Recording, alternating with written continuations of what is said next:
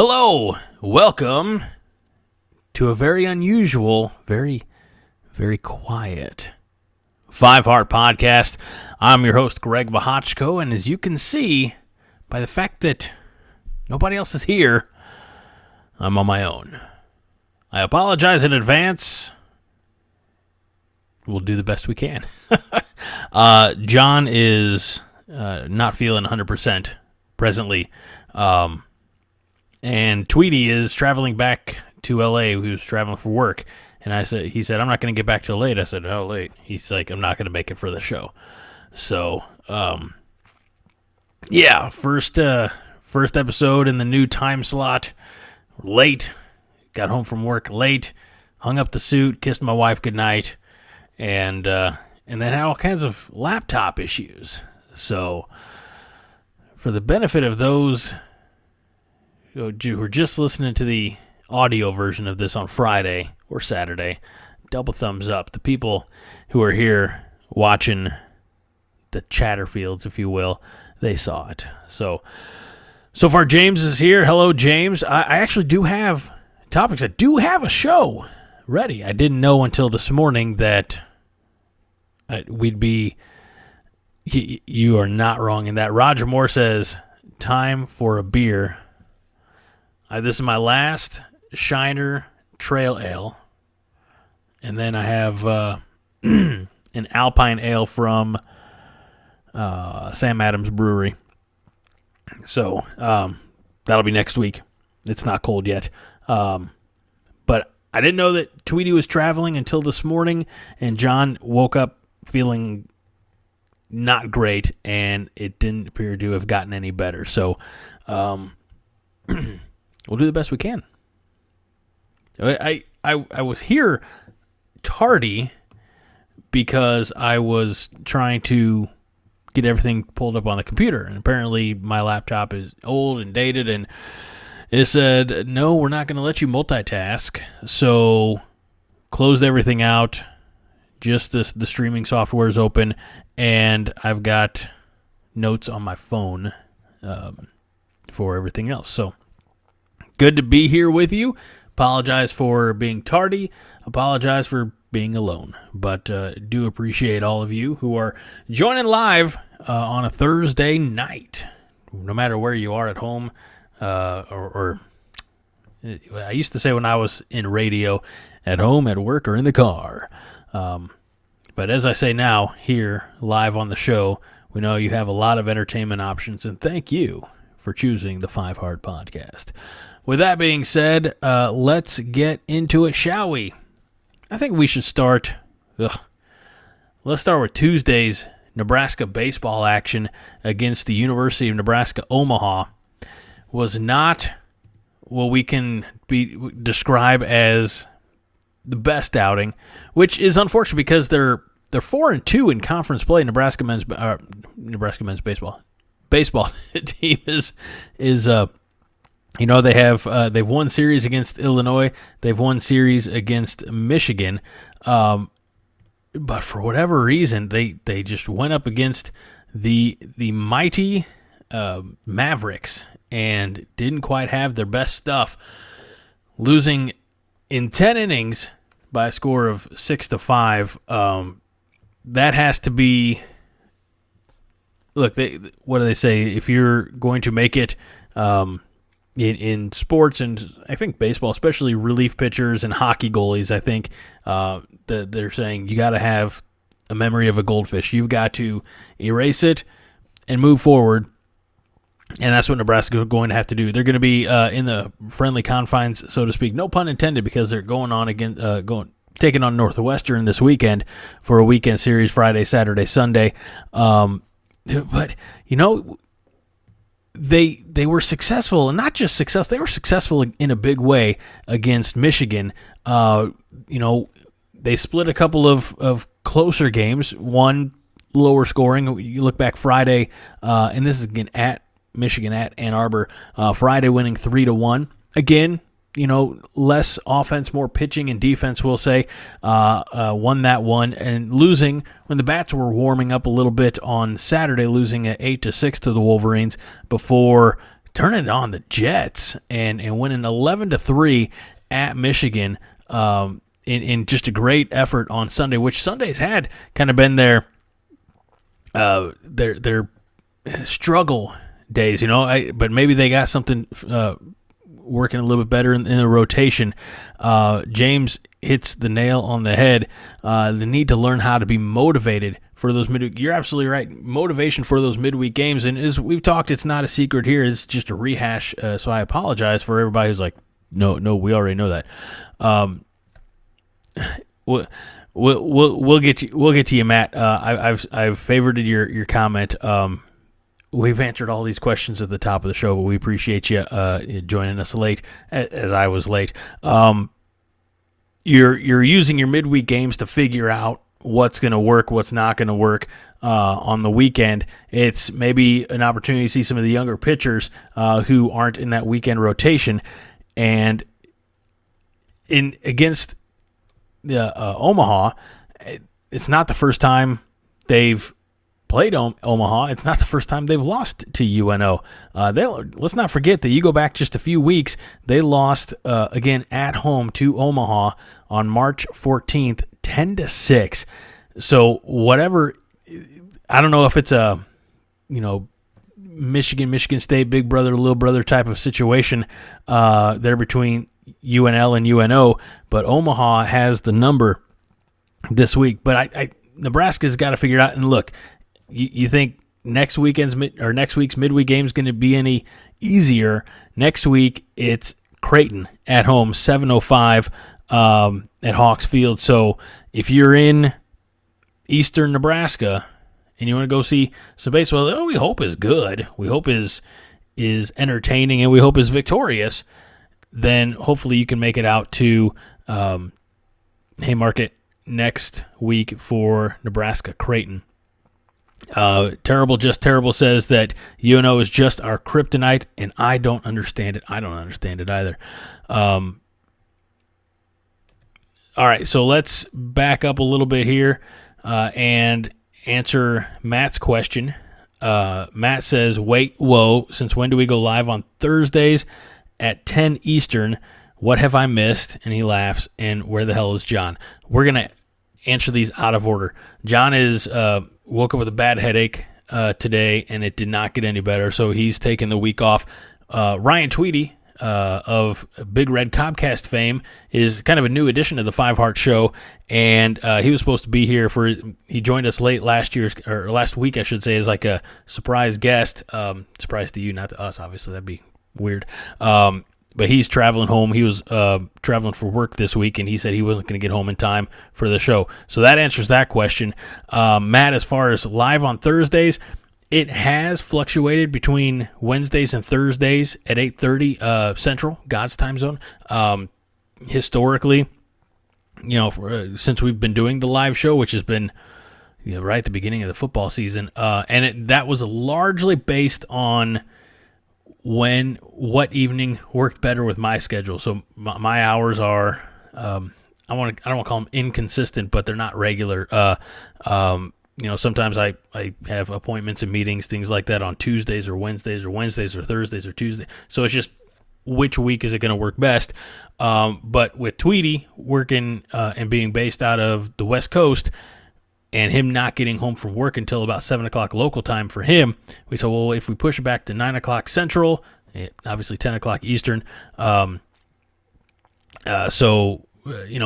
hope that 10 o'clock Eastern, 9 o'clock Central works for as many people as possible. So, I think that answers that. All right, let me check I'm multi-tab. I do have a couple tabs open now, as well as my phone and the comments. So, Blaine Cole says, college baseball is college baseball as driven by statistics as Major League Baseball is. If I had to guess, I don't know the definitive yes or no answer, but I think probably to the scouts it is. The WAR percentage and OBS, not OPS. probably to the people at that next level. I continue to think, I think that baseball, like I love baseball. I grew up playing baseball. Now my oldest is playing baseball, and I love all my memories of playing baseball. I do. But for me, it was never about the statistics. It's still not about the statistics. The milestones are great. Albert Pujols, 700 home runs. Aaron Judge, 62, I think, last year. The milestones are great. The Mariano Rivera, the records, but just I guess like the everyday statistics, like the statistics that maybe fantasy baseball players really keep an eye on are not something that I track. So it's not the best answer, Blaine. I say that it's probably not. We'll get there, Roger. I'm going to tag that one. But I'm not the best source or resource, best person to ask that question or to answer that question. Yeah, so not as important to me. But all right. So Fred says he bets speculates that John's fine, probably peeing in the bushes outside our former HC's mansion, that palatial estate in the desert. Let's see here. I do have. Let's get right to it. Roger says, in John's absence, just remember Nebraska doesn't care about basketball. But I'll tell you what, it's been pretty interesting watching the Fred Hoiberg and company get some additions to the roster. They picked up a kid from Bradley University over here in Illinois, and he's a bigger guy. I'm probably going to mispronounce his name. I'm going to say Rankmast. It's Rink. Well, I don't know. In the transfer portal. Let's see what Kevin has to say about this. I'm sorry, Patrick. Averaged 13 points, 8 rebounds, 2.4 assists this past season. Known for shooting ability, averaging 51.8% from the field, 35.3% from beyond the arc, 6'10 center, and a solid 240. I'll have you know, Rink, that I'm a solid 270, and I'm nowhere near 6'10". So there you go. He is from the Netherlands, and has 2 years of eligibility remaining. So that's not all that we're finding with Hoiberg and company, as they're getting some visits in, and they are. So let's. The biggest potential maybe would be something of a homecoming, and that's Omaha's own Hunter Salas, the Gonzaga transferring out, the 6'5" guard. I think that would be huge if Hunter was a target. Let's not forget, Hunter was targeted by Nebraska coaches previously, and it would have been quite the coup to get him at Lincoln if that would have happened at the time, because the perennial bottom feeder of the Big Ten, and I hate to say that, but when we're the last Division I men's basketball program without an NCAA tournament, I could probably say bottom feeder, upward trajectory, upward mobility. I feel like it's a little more attractive now. Again, you think about this. For Hunter, he's 20 years old. He went from 18 years old, to go across the country. Went out to Spokane, Washington, and got a little bit of that taste of freedom, if you will. Might be the perfect time now for him to come home. Not to Creighton. No. I know he's from Omaha, but you know what I mean. Come home and be in a new piece of the puzzle for this, I guess, continual rebuild, right? I mean, that's perennial rebuild. I don't know. It's definitely not the only player who's mentioned Nebraska in in some of his, some of their transfer portal talks. I suppose I'm trying to find. I'm sure there's a list somewhere. Knowing where it is or knowing it exists and knowing where it is are two very different topics of conversation. And I'm probably not going to be able to find it in short enough time. It was, no, that's the one I already mentioned. Never mind. So yeah, that's my, I guess that's all we're going to have. I guess that's all we're going to have about men's basketball. Hunter Salas. There are other players. I just can't remember. I don't have them. Rebuilding since what? The Pietkowski and Chubbuck era? Probably since before that. Probably since... It's an interesting way. Can you rebuild when you didn't really have anything? And there's the last conference championship was in 93 or 94. So... and James Boardman says the need to find a point guard. You're right. Sam's going to be, that's going to be a big loss. That, again, cliche. I don't know if he has eligibility, Matt, as far as Sam Geisel? I'm scrambling doing this on the fly, so my apologies. That's not it. Apparently, I don't know how to... Oh, yeah, I don't know how to spell.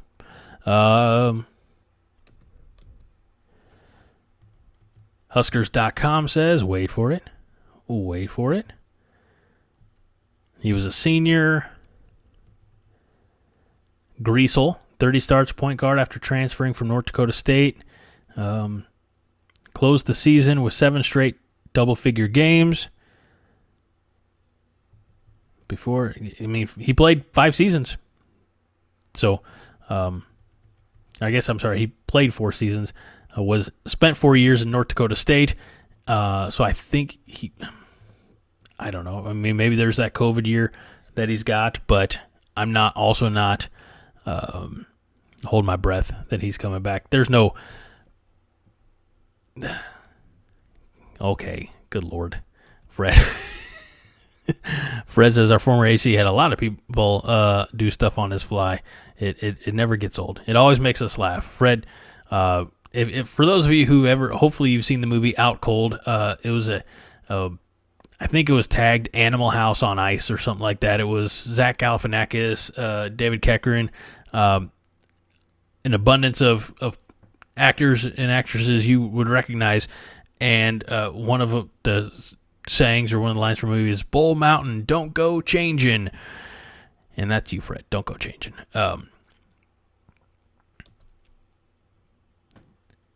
Yes, thank you. I knew it was in there somewhere, and everybody was like, "What are you talking about?" James Boardman comes in. Don't forget about Wrightsell from Cal State Fullerton via Omaha Central, Latrell Wrightsell Jr. And I believe that's a full. That's a full. The ink's already dry on that one. I believe that's not pending. That's not a visit. I believe he's in, so to speak. I may be wrong on that. Is what it is. I was going to make another comment, but I know what Fred would say, so I'm just going to hold off. Here we go. Coronation.com, a great resource for everybody and all things, informed us that we also got Charlotte transfer Bryce Williams. And let's find out a little bit more about him from Patrick Gerhardt. He is 6'7" guard, 2 years of eligibility left, and he averaged 13.8 points, 5.3 rebounds, 1.2 assists for the 49ers. Led the team in points, averaging 47.9% shooting and a very nice 39.7% from the three-point line and 84.3% of his free throws in only starting 13 games last year. So that's a big get. Think about the games that were close, that a few free throws here or there. So good pickup there, Bryce Williams. So, all right. And I think, Latrell Wrightsell, again, just the news on that is he's looking at us, but he's also looking at Alabama, Minnesota. So, okay, I was completely wrong when I said that the ink was dry on that one, but so we'll see how that one plays out. But again, getting the kids back home, that's kind of what it's all about, right? Don't we love our homegrown talent? And speaking of homegrown talent, I apologize. That I feel like that went a little far. Nebraska picked up a commit yesterday from Elkhorn South, an offensive lineman, Ashton Murphy. He is committed. Really like how, according to him on Twitter, had another amazing visit at UNL today. Really like how the coaches and staff made me feel at home. Rightfully so, because it is home committed. And let's see what they say about his measurables. 6'5", 245 pounds. He's an offensive and defensive lineman, and not bad on the shot put. We saw some success with other past shot putters. 55 feet 7 inches in the shot. So you can read more about that over at cornnation.com. Well, I got to do a better job of sending you all to cornnation.com.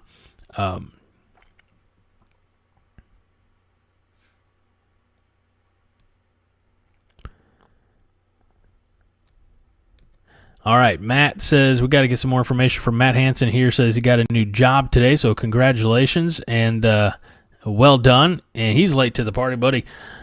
The party got started late because of this guy. All right, I am to blame. So, is what it is. Let's check out a few more comments here that I have pinned here. Nope, I said that, Roger, about John, about not caring about basketball. Blaine says, regarding baseball, having stats on opponents' batters and positioning infielders accordingly, pitch selection and order, things like that, I do see. And I think I gotcha. This from the opponent perspective, the scouting perspective, not so much the fan perspective. I understand the question now.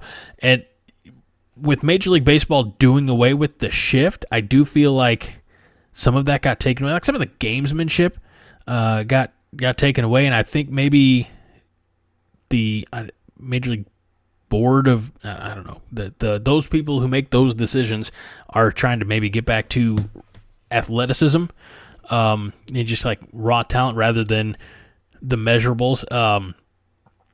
A guy who, and again I say this, remember, geographically speaking, I still live in Southern Illinois. I spent time in Nebraska, spent time in Southeast Missouri, but I'm still like 15, 20-minute drive from downtown St. Louis. So I've been a Cardinal fan my entire life, good or bad, those years. But I believe it's Buzz Bissinger, the guy who wrote Friday Night Lights, followed the Cardinals for a weekend series, or midweek, whatever, against the Cubs.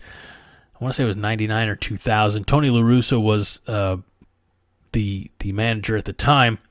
And Tony La Russa is a big stats and numbers guy. He used to have almost like a play card folded up in his back pocket. So 3 nights in August, if you can find that on a Kindle or wherever actual books are sold, it was real interesting to delve into the mind of a guy who really got that deep into the weeds about stats.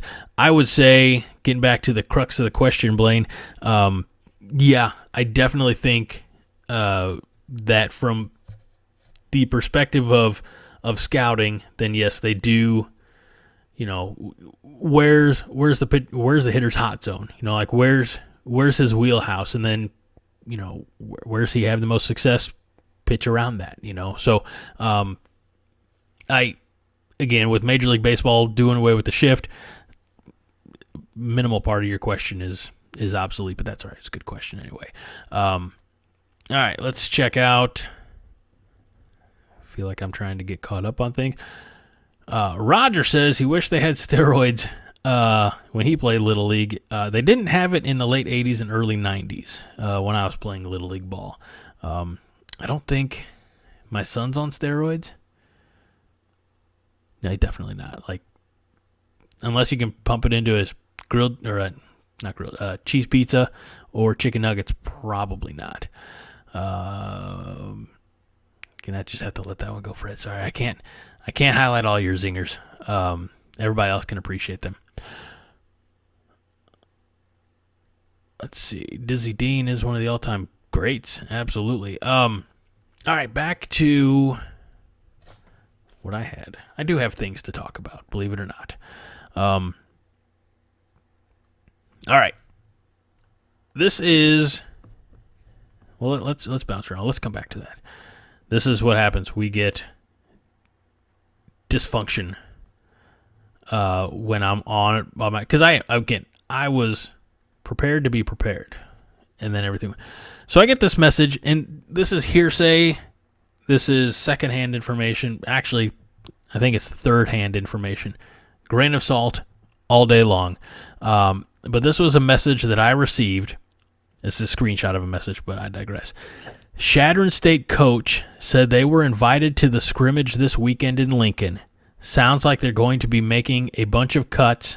They, meaning Huskers, be making a bunch of cuts and want smaller colleges there to see the guys play and make offers if they see someone they could use. Kind of brilliant. If you think about it, I mean, I don't know how you isolate one Nebraska State school. What are your thoughts on the possibility? Again, maybe complete fabrication. What are your thoughts on the possibility of that having a thread of truth to it, that Nebraska is bringing in Chatterfields State, or it could be Nebraska Kearney, any of the state schools, to get a little scrimmage, get a little workout, because attrition is coming, and if they can find landing spots for some of these guys, rather than, like I get D2 is not D1, but I mean, it's not even FCS, but still it's a place. Fred says, pretty cool in his opinion. If real, it keeps all kinds of doors open, and it does look good. So much of that I think is maybe accidental, maybe not, but like PR and optics, it looks really good if you're like, look, hey, I'm sorry, Heinrich Harburg, not to pick on the guy. We don't have a spot for you here. We appreciate the contributions that you've made. We got a spot for you, and we think you're really going to tear it up. That there's something to be said, I think, for that kind of. I'm probably going to get the. Oop, that is not the right word. I'm Googling the word to make sure I get it right. That's how dedicated I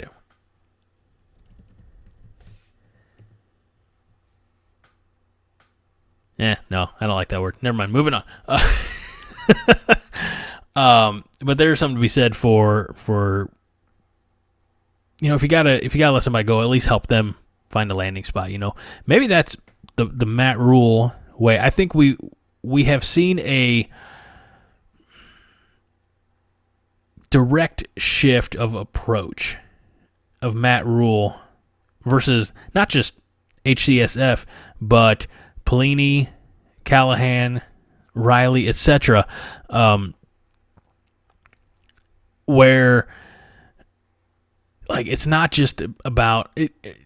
Again, we're still in the dating. Like, we're not even to the honeymoon phase with Matt Rule yet. But we're still dating. Everything looks great. Everything that he has done, just Jeff's kiss, right? But there's something to be said about just helping other guys out. And Matt says, I think you're looking at 4 deep who would make that move. Probably your non-scholarship guys. I don't disagree. We've got James says the transfer portal opens up Saturday. Need to be honest with the guys to help them move on. Again, you don't gain anything by putting that decision off until July, And Fred says that this staff's not going to lie. It all feels too good to be true. They're on point with everything, saying and doing all the right thing. That's what I'm saying, Fred. And anybody who feels similar is it all just feels like I said. We're still courting. The wedding's going to be probably the 2023 season. If we want to use that analogy of the honeymoon phase or whatnot, I think the honeymoon phase will begin after the Iowa game on Black Friday of next year, or next season, I should say. That's when we'll know, all right, are we good, or are we going to get an annulment, sooner rather than, like, let's not rush into having kids because kids can be expensive in a divorce. I'm guessing I'm happily married, so I don't have that experience. Fred says, I'm jaded. Expect Rule to waffle Osborne over the head with the chair, rip off his Husker smock, revealing a Hawkeye shirt, kicking John in the salami, and strutting off to the NWO theme. That was a deep. That was a deep pull for a wrestling. We went on quite a trip there, Fred. Thanks for that. Matt says that a Harburg level kid probably gets to sit down post spring games with Rule. Connections are out to work. Be it Shatter State or like I've heard wild and crazy things. Now I don't have a Johnny Carson impersonation, but like that wild and wacky that they're keeping close contact with some of these state schools that like, hey, do you have a spot on your staff? We need a guy who, we have a guy who needs a little bit more next level work before they potentially bring. It's University of Nebraska Lincoln, yes, but I also feel like Matt Rule has done more to potentially elevate the other college football programs in the state than any of his predecessors. Tell me, am I right, wrong, indifferent? Where are you at on that? And then, let's see. I do believe that this is going to be one of these shorter 5-heart episodes. We're just over a half hour into it. I'm having fun, and you all are great with the comments, the questions, etc. Dion Pryor, good to see Dion here, says probably take 3 to 5 out of portal. Or for clarification purposes, are you talking about bringing players in or putting players into the portal? You clarify that one. I need to hydrate. That reminds me, I think Fred asked earlier, just a little reminder. Last Shiner Trail Ale, and then I will move on. I have some Sam Adams Alpine Ale for next week. So, all right. So I think transfer portal players coming in, I would say no more than 5, realistically, unless, and I say that because new staff, new playbook, new everything. Bringing somebody in after spring, that's not, and to have them make a sizable impact is going to be, I think, almost impossible, right? I mean, unless they're that next level type of athlete who can just, get in and go. You got to have you got to be a little bit of a learning curve. So, all right, Matt Hansen says, have you seen those CU videos? They look like middle schoolers. I have not. I've actually got 1 or 2 queued up on Facebook to watch after the show, and I'll tell you why. when I was up in Chadron, working at Stereo AM 610 KCSR, it's the station I broke into radio at. I covered the Chadron Cardinals. I think I've told that before. High school team up there. Football. My first on-air broadcast was less than 2 weeks after I got in-state, in-country, so to speak. I got in on like a Tuesday, and a week and a half later was the first football game.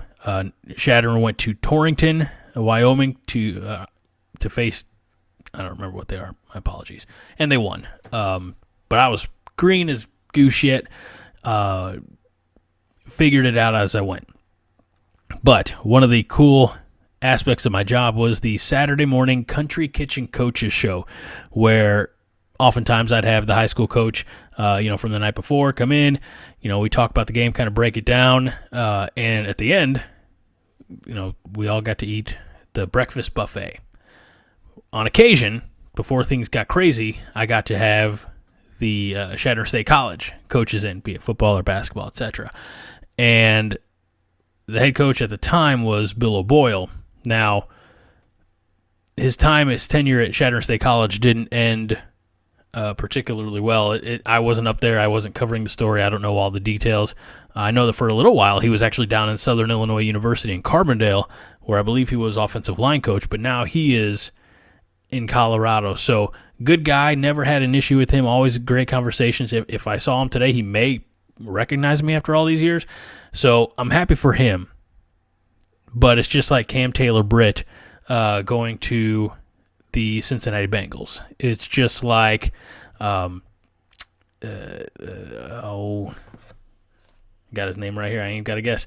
Rex Burkhead going to the Bengals. It's just like, some of these guys that I cheer for as Huskers going to a team that I don't.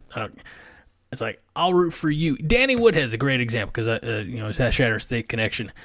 I wanted Danny Woodhead to succeed in the NFL. I just didn't want it to be in New England, that type of thing. So I'm happy for Coach O'Boyle, but he's a Colorado now, so I can't wish him really any success. I know that sounds bad.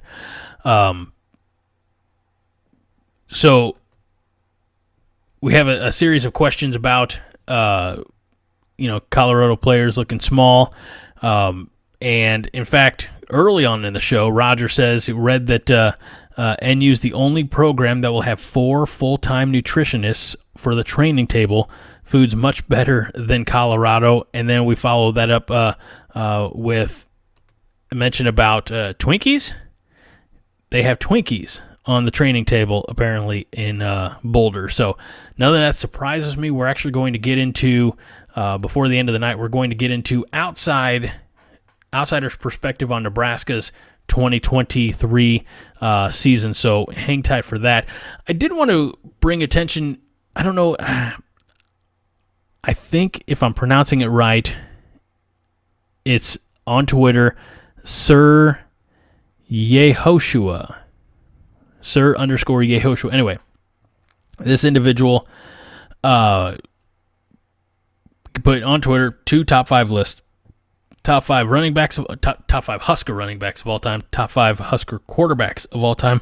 I'm going to do the quarterbacks first, and I don't have the visual aids to show you because why would I be prepared? Says top 5 Husker quarterbacks of all time. Number 5, Scott Frost. Number 4, Turner Gill. Number 3, Eric Crouch. Number 2, Jerry Taggy. Honorable mention of Brooks Behringer. And number 1, Tommy Frazier. Now, in the comments, and we're not going to litigate this or debate this too much, but this next portion spurns another topic that I have in mind. And when Sir Yehoshua's top 5 running backs of all time, he's got a 5th place tie between Roy Halou and Rex Burkhead. Number 4 is Calvin Jones. Number 3, Amir Abdullah. Number 2, number 2, Amon Green. And number 1, Lawrence Phillips. And the comments, the retweets, the tweetbacks, whatever you want to call it, I don't know, on Twitter.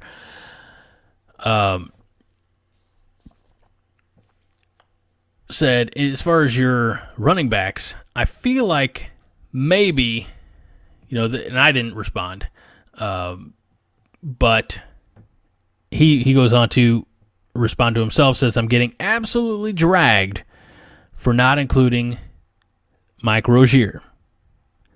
He says he's threw together a list. Yeah, James gets it. James, he's like, there's a glaring omission in your top 5 running backs of all time. Roger Craig. Well, now, Roger Moore, I think you're just a little biased because you have the same name as Roger Craig. But Deion Pryor says that Vince Ferragamo got left off the quarterback list. But Mike Rozier, a glaring omission because he won the Heisman. And so I don't know how you would leave him off of a list of best Husker running backs of all time when he's the only one with the hardware. And I'll say this. When we talk about like what's the greatest, if I asked everybody watching this right now, greatest football team in college football history. I don't know why I'm pointing. That's not on purpose. The greatest football team in college football history, most would probably say 95 Huskers, right? I think we as Husker fans, like, look, we put together a list now. We put together a list now, and yeah, you can put, and I say this not dogging on anybody. I'm a big fan of Rex Burkhead, big fan of Amir Abdullah.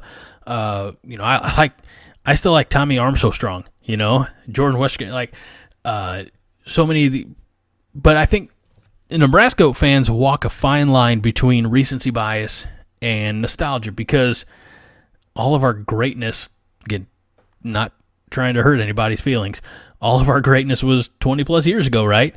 25-ish years ago. So we can put aside some of that recency bias because we're still, not the Chatterfields, but so many of us are still, we appreciate the past. We have a nice blend. For this guy who, left Mike Rozier off the list, he says, in my defense, I was just born the year he won the Heisman. Now, look, I'm only 40, but a top 5 Husker running back of all time list that I'm putting together includes the guy who won the Heisman Trophy. That's all I'm saying.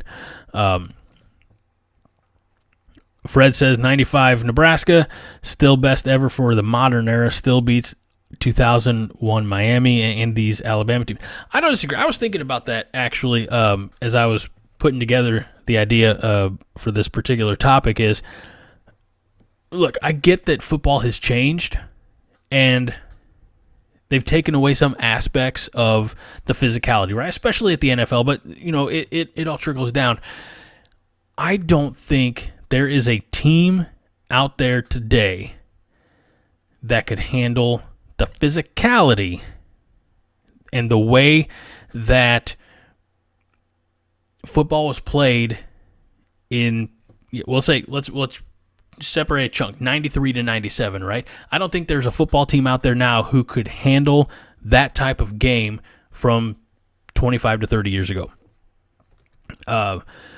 Matt says, I'd agree Greg Roy and Rex were both dominant, and if they were on better teams, probably get more credit. I don't disagree. Let's see. Let's see if I missed some. I'm sure I missed some. And I appreciate everybody's patience. Like, look, the fact that I've got 24 people still watching this, that's thank you.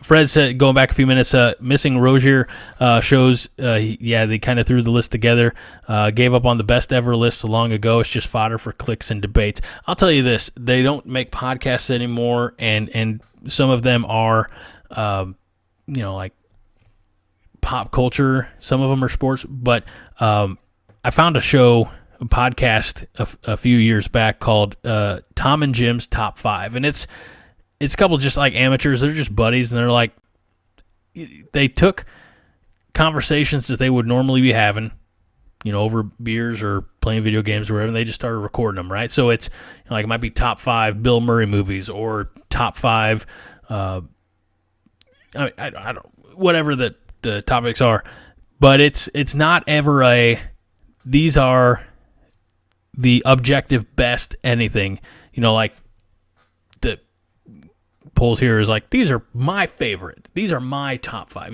that type of thing. So go back through if you want to, I don't know, if you're 40 to 45 years old and you want to have a little hit of nostalgia here and there, go in on your podcast app and find Tom and Jim's Top 5. I don't know. I enjoy it. They stopped making shows. They both like more kids and so it got tough to do the recordings. So Fred says 95 Nebraska would do to 97 Michigan. Oh God. I gotta. It's tough. It's tough because you just say that. Here's the trick with Fred's comments. I'm pointing again, and my apologies. But Fred, he starts out with a comment that is relevant, and it just drifts into, let's sling an arrow. 95 Nebraska due to 97 Michigan. What our former head coach did to accountability, professionalism, and football IQ. And then Matt says, can we also say Amir deserves a lot as he kept us from losing to an FCS school? Yes. To that end, I don't have an issue. Look, if you're going to put in your top 5 list, if you're going to make an honorable mention for Brooke Behringer, which is fine, just have a tie for Roy Halou and Rex Burkhead, one or the other or both as honorable mentions if they're number 5. But Mike Rozier has to be in that conversation. Now, is he top 2? Got Amon Green and Lawrence Phillips there. I mean, that's tough. That's again, the game, it changes. I can't say it's like every decade, like the 80s was different from the 90s. At some point, there was a shift, right? And certainly the 90s to the aughts and where we are now. The game continues to evolve. Would Amon Green be as successful? Like, you have generational talents, right? But, where does Amon Green fit, in his prime, in his prime college years? I mean, if Amon Green's coming out of high school now, does he go to Nebraska? Omaha kid, but the machine is not behind Lincoln. There's not that pipeline of in-state talent that currently is going to Lincoln. I mean, Matt Rule's working on this. We don't know that, but if Amon Green's a senior if he's going to graduate high school in 2024, is Amon Green going to choose Nebraska? That's a tough question. I couldn't answer that. He could. By the way, shout out to Amon Green. I know he's I mentioned pop culture earlier. I don't know if you know, but he had a part that I believe was cut. I don't know if it ended up in a director's version, but I'm wearing a Superman shirt tonight. He was actually cast in Batman v Superman, Dawn of Justice. So, pretty cool.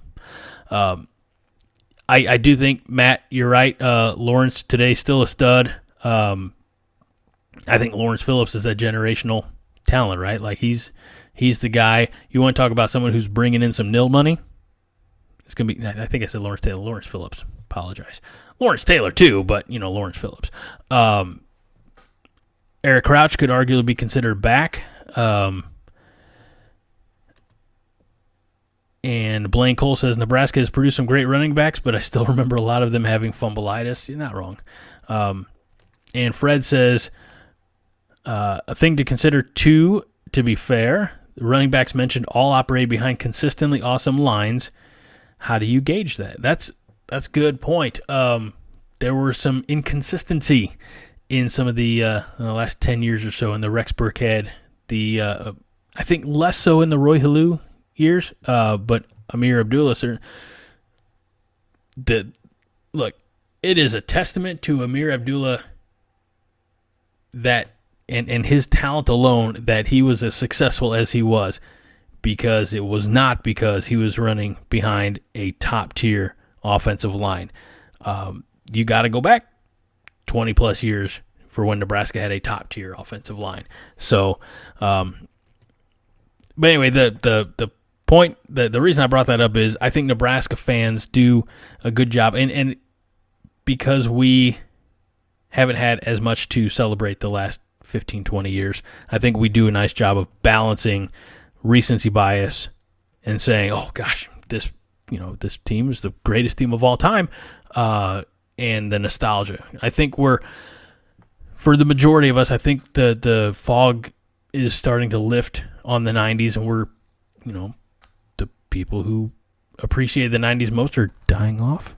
Can I say that? Maybe. All right, I got to find this one more. We're almost to an hour. I don't know how that happened, but I got to find this one more link to share with you all. And wouldn't you know, it's probably disappeared. Where are you at? John, you're supposed to supply these things to me. All right, hang tight. I got it here. So John shared this one with me and Tweedy in anticipation of the three of us, having the show tonight.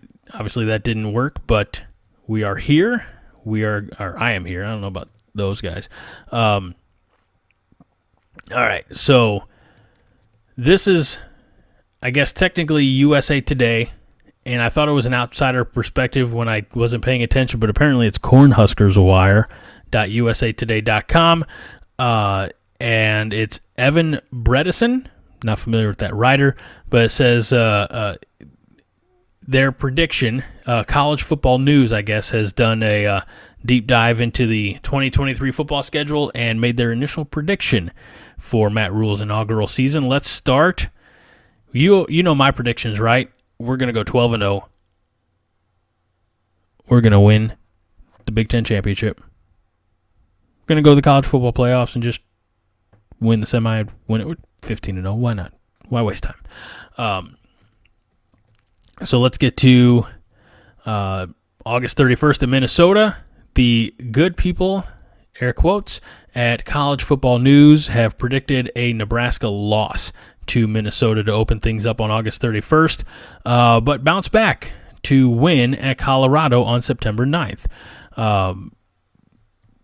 Then they have us winning at home against Northern Illinois, winning against Louisiana Tech, so 3-1 so far, and then September 30th, a loss to Michigan. They have us losing at Illinois, which I do find kind of surprising, and winning at home against Northwestern. I don't have two tabs or screens open, so if you're commenting as we go, I apologize. I will check them out.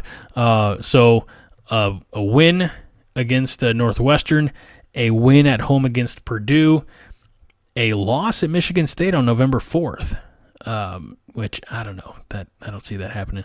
Winning on Veterans Day, November 11th, at home against Maryland, losing at Wisconsin on the 18th, and winning on November 24th, home against Iowa. So, according to College Sporting News, pretty sure I said that right, all in 7-5, 4-5 in the conference. James confirms, yes, Huskers open up a 8-point underdog to Minnesota. I think that line will change, especially as we get dialed in a little bit closer to the season, to that game on August 31st. I see that line shrinking. Blaine Cole says Nostradamus or Nostradamus. Only time will tell. That's a Red Foreman joke right there, ladies and gentlemen. And Roger Moore says, how in the hell did we forget I Am Hip?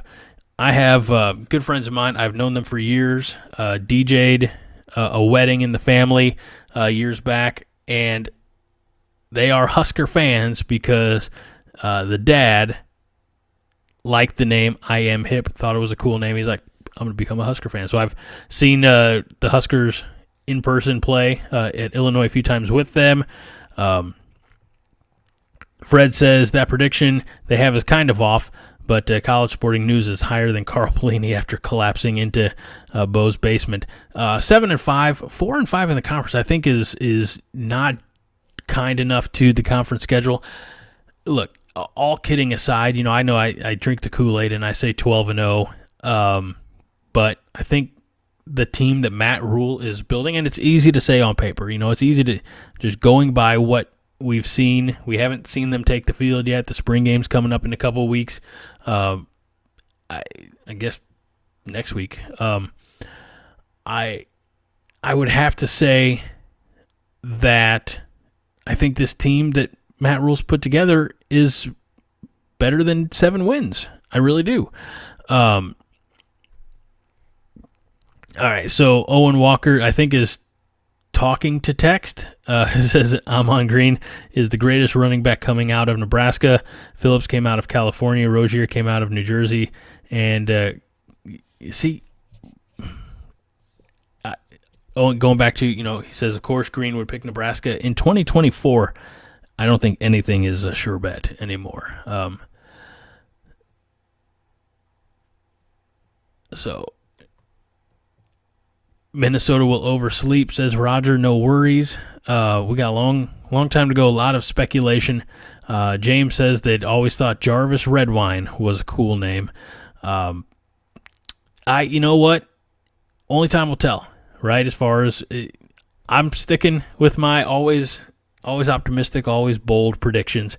But we'll find out what is in store for Nebraska in 2023. I'm excited.